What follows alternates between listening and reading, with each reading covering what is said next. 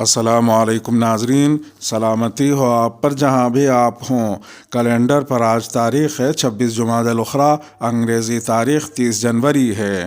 اپنے میزبان راہی حجازی سے عالمی خبریں سنیے۔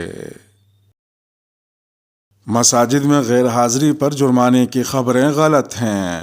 افغانستان حکومت کے صوبائی وزارت برائے امر بالمعروف و نہی عن المنکر سے تعلق رکھنے والے علماء، قبائلی عمائدین، سماجی کارکنوں اور صحافیوں کی موجودگی میں کل پریس کانفرنس سے خطاب کرتے ہوئے صوبہ جوزجان کے امر بالمعروف کے سربراہ مولوی یاسین وقاص نے واضح کیا کہ مساجد میں غیر حاضری یا داڑھی کاٹنے پر جرمانے کی خبریں غلط ہیں۔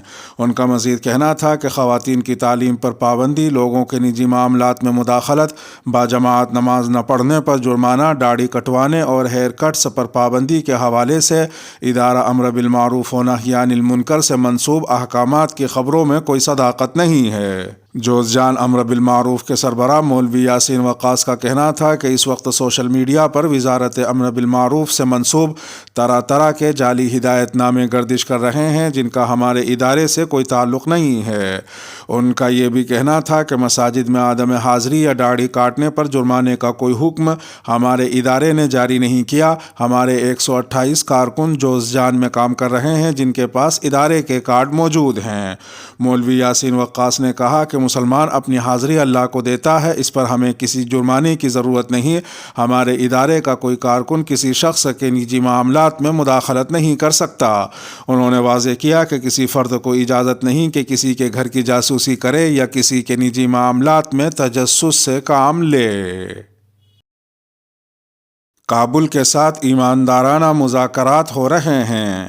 افغانستان کے لیے امریکہ کے خصوصی ایلچی تھامس ویسٹ نے کہا ہے کہ کچھ نتیجہ خیز تعلقات قائم ہو رہے ہیں اور امریکہ اور طالبان کے اراکین کے درمیان ایماندارانہ بات چیت ہو رہی ہے۔ تھامس ویسٹ نے یہ ریمارکس طلوع نیوز کے حامد بہرام کے ساتھ ایک خصوصی انٹرویو میں دیے۔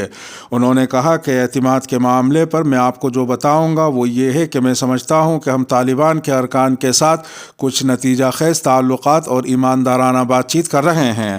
تاہم انہوں نے کہا کہ کچھ ایسے مسائل ہیں جن کے لیے اعتماد سازی کی ضرورت ہے، جیسے خواتین کے حقوق اور صحافیوں کے لیے اپنا کام جاری رکھنے کی جگہ۔ انہوں نے مزید کہا کہ کچھ معاملات پر ہم ایک دوسرے کے ساتھ زیادہ صاف گوئی اور ایمانداری کو فروغ دے رہے ہیں۔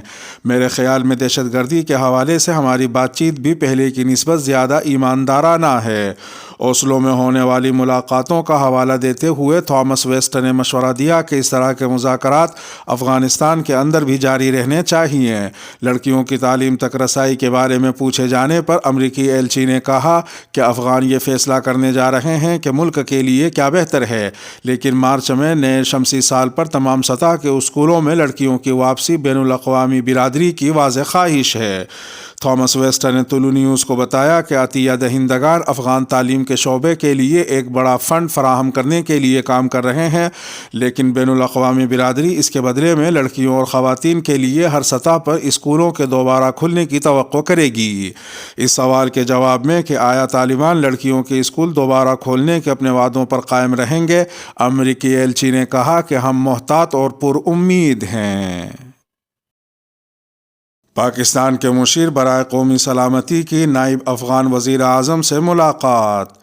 پاکستان کے مشیر برائے قومی سلامتی معید یوسف اور ان کے وفد نے کل افغانستان پہنچنے کے بعد نائب وزیر اعظم ملا عبدالسلام حنفی سے ملاقات کی۔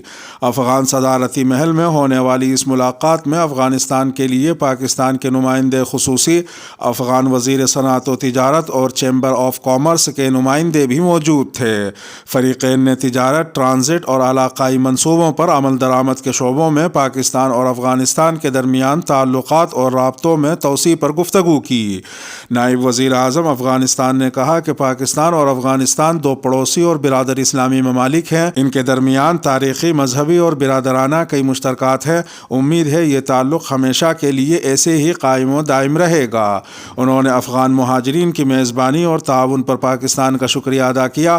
ان کا کہنا تھا کہ وہ پاکستان سمیت خطے کے ہر ملک کے ساتھ دو طرفہ احترام پر مبنی تعلقات چاہتے ہیں، جس سے تجارت اور ٹرانزٹ ٹرانزٹ کے شعبوں میں توسیع ہو۔ افغان نائب وزیر اعظم نے اہم علاقائی منصوبوں کی جلد تکمیل پر زور دیا۔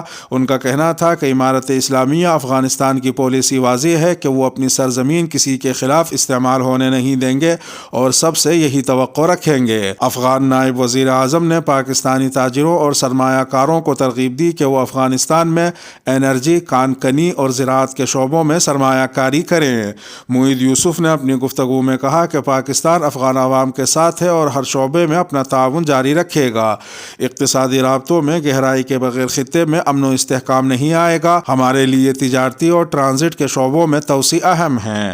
معید یوسف کا کہنا تھا کہ اسلامی جمہوریہ پاکستان علاقائی منصوبوں پر عمل درآمد کے لیے تیار ہے۔ ملاقات میں طورخم اور چمن بارڈر پر افغان مسافروں، مریضوں اور تاجروں کے لیے سفری اور ٹرانزٹ کی سہولیات مہیا کرنے پر بھی گفتگو ہوئی۔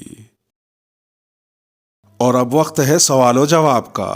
آج کا سوال ہے، افغانستان کے لیے امریکہ کے موجودہ خصوصی ایلچی کا نام بتائیے۔ جو حضرات پرسنل میں پوچھ رہے ہیں ان کے لیے وضاحت کرتا چلوں کہ سوال کا جواب اسی ویڈیو میں ہوتا ہے جو آپ دیکھ رہے ہوتے ہیں، اور جواب یہیں یوٹیوب کے تبصرے کے خانے میں یا کومنٹ باکس میں دیا جائے گا۔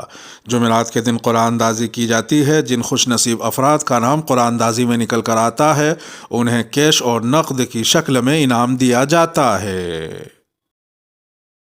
پب جی پر پابندی کی درخواست عدالت میں دائر۔ پنجاب کے شہر لاہور میں آن لائن گیم پب جی میں ٹارگٹ پورا کرنے کے لیے 18 سالہ نوجوان نے اپنی ماں اور بہنوں کو مبینہ طور پر قتل کر دیا تھا، جس کے بعد لاہور کے شہری تنویر احمد نے ندیم سرور ایڈووکیٹ کے توسط سے لاہور ہائی کورٹ میں اس گیم پر پابندی لگانے کی درخواست کی ہے۔ لاہور ہائی کورٹ میں دائر درخواست میں موقف اختیار کیا گیا ہے کہ پاکستان میں پب جی گیم کے منفی اثرات سے کئی اموات ہو چکی ہیں اور پب جی کے استعمال سے نوجوان نسل کی ذہنی صحت اور زندگی کو شدید خطرات لاحق ہو رہے ہیں۔ درخواست میں کہا گیا ہے کہ پاکستان میں آن لائن گیمنگ کو ریگولیٹ کرنے کے لیے کوئی قانون موجود نہیں ہے، جبکہ پڑوسی ملک بھارت میں آن لائن گیمز کو ریگولیٹ کرنے کے لیے باقاعدہ قوانین بنائے گئے ہیں۔ درخواست گزار نے عدالت سے استدعا کی کہ Lahore high court online game PUBG پر فوری پابندی عائد کرنے کا حکم دے۔ درخواست میں وفاقی حکومت، پی ٹی اے اور دیگر کو فریق بنایا گیا ہے۔ دوسری جانب پنجاب پولیس نے online video game PUBG پر پابندی لگانے کے لیے صوبائی اور وفاقی حکومت سے سفارش کا فیصلہ کیا ہے۔ ترجمان پنجاب پولیس نے کہا کہ پب جی گیم کے عادی نوجوان اپنے ٹاسک مکمل کرنے کے لیے پرتشدد کارروائیوں میں ملوث ہو جاتے ہیں۔ سعودی عرب میں پہلا یوگا فیسٹیول، خواتین کی خصوصی دلچسپی۔ سعودی عرب میں کنگ عبداللہ اکنامک سٹی میں بیلسان کے ساحل پر سعودی عرب کے پہلے یوگا فیسٹیول کا آغاز ہو گیا ہے۔ اس فیسٹیول کا انتظام سعودی یوگا کمیٹی کی جانب سے کیا گیا۔ فیسٹیول میں یوگا کرنے والوں اور اس کے چاہنے والوں کی ایک بڑی تعداد اکٹھا ہوئی۔ واضح رہے کہ مملکت میں یوگا کے مشہور تربیت کاروں کی نگرانی میں اس سرگرمی کے خصوصی شوز پیش کیے جائیں گے۔ فیسٹیول میں متعدد ورکشاپس بھی ہوں گی۔ اس موقع پر یوگا کی سینئر خاتون تربیت کار نوف بنت محمد المروئی نے العربیہ.net سے گفتگو کرتے ہوئے کہا کہ سعودی عرب میں گزشتہ 2 دہائیوں سے یوگا میں دلچسپی رکھنے والے افراد کی تعداد میں نمایاں اضافہ ہوا ہے۔ انہوں نے مزید کہا کہ خلیج کی سطح پر یوگا میں سب سے زیادہ دلچسپی رکھنے والے مرد اور خواتین شہری سعودی عرب میں ہیں۔ بتا دیں کہ سعودی یوگا کمیٹی کا قیام مئی 2021 میں عمل میں آیا تھا۔ آخری 10 برسوں میں سعودی عرب میں یوگا کو تیزی سے ترقی ملی ہے۔ سعودی وزارت کی جانب سے اجازت ناموں کے اجرا کے بعد ملک بھر میں یوگا کے کئی ہال اور مراکز کا افتتاح دیکھنے میں آیا ہے۔ واضح رہے کہ سعودی عرب میں ویژن 2030 کے تحت اسلامی و شرعی تعلیمات سے قطع نظر کئی معاشی و سماجی تبدیلیاں لائی جا رہی ہیں اور سلف صالح کے اسلام کو سعودی لبرل اسلام کی طرف لے جایا جا رہا ہے، جس کے باعث سعودی معاشرہ اسلام پسند سے لبرل اور گناہ پسند معاشرہ بنتا جا رہا ہے۔ عمرے کے دوران زائل کی دل کی دھڑکن بند، ہلال احمر کے عملے نے جان بچا لی۔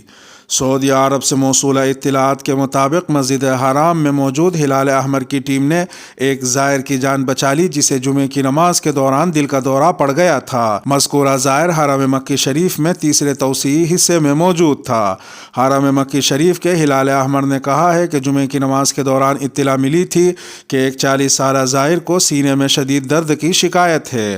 اطلاع ملنے پر قریب ترین ٹیم موقع پر پہنچ گئی اور زائر کو ابتدائی طبی امداد فراہم کی اور معائنہ شروع کر دیا۔ معلوم ہوا کہ زائر کا دل دھڑکنے سے بند ہو گیا تھا جبکہ سانس رک گئی تھی۔ ہلال احمر نے کہا کہ ٹیم نے سب سے پہلے سانس کی بحالی کے لیے حرم کے مختلف حصوں میں موجود AED آلے کو استعمال کیا۔ بعد ازاں دل کی دھڑکن کو بحال کرنے کے لیے کوششیں کی گئیں جو جلد ہی برآور ہو گئیں۔ مریض کی نبض اور سانس بحال کرنے کے بعد اسے فوری طور پر ازیاد اسپتال منتقل کیا گیا۔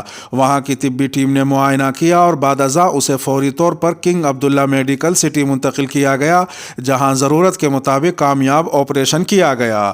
ہلال احمر نے کہا کہ مذکورہ زائر کی جان بچانے میں سب سے اہم کردار سانس کی بحالی کے لیے حرم میں نصب AED آلہ ہے جسے ہلال احمر نے حرم انتظامیہ کے تعاون سے متعدد جگہوں پر نصب کر رکھا ہے۔ اس کے ساتھ ہی خبروں کا اختتام ہوا۔ ویڈیو کو آخر تک ملاحظہ فرمانے پر شکریہ۔ ملتے ہیں شام 8 بجے انڈیا کی خبروں والی اگلی ویڈیو میں، اور اگر آپ 8 بجے کے بعد یہ ویڈیو دیکھ رہے ہوں تو وہ ویڈیو آپ کی اسکرین پر نمودار ہو رہی ہوگی۔ تھم نیل پر ٹچ کر آج کی انڈیا کی خبریں بھی سن سکتے ہیں۔ اپنے میزبان راہی حجازی کو اب دیجیے اجازت۔ سلامتی ہو آپ پر جہاں بھی آپ ہوں۔